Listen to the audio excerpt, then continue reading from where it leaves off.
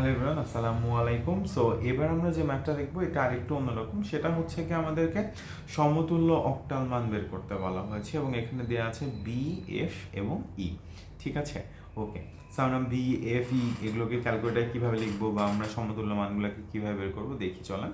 প্রথমে স্বাভাবিকভাবে আলফা, দেন আমরা মেনুতে যাব 3, দেন আমরা এখানে 3 নাম্বারে প্রেস করলে বেসটা চলে আসবে। তো প্রথমে যেহেতু আমাদের হেক্সাডেসিমেলে আছে, স্বাভাবিকভাবে আমরা হেক্সাতে ক্লিক করব। ঠিক আছে, আমরা হেক্সাতে ক্লিক করলাম। এবার আমরা দেখতেছি আমাদের লেখা আছে বি, এফ এবং ই।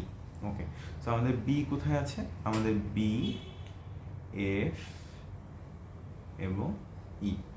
সো আমরা দেখতে পাচ্ছি যে এখানে রেড কালার দিয়ে কিন্তু আমাদের হেক্সাডেসিমেলের জন্য যে সংখ্যাগুলো লাগে, অ্যালফাবেটগুলো লাগে, এ থেকে এফ পর্যন্ত কিন্তু লাগে, এর বেশি কিন্তু লাগে না, এবং সেগুলো কিন্তু রেড কালার দিয়ে দেওয়া আছে।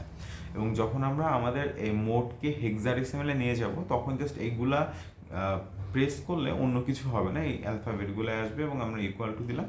আমরা দেখতে পাচ্ছি বি, এফ, ই আসছে। এবার এটাকে আমরা অক্টালে নিয়ে যাব।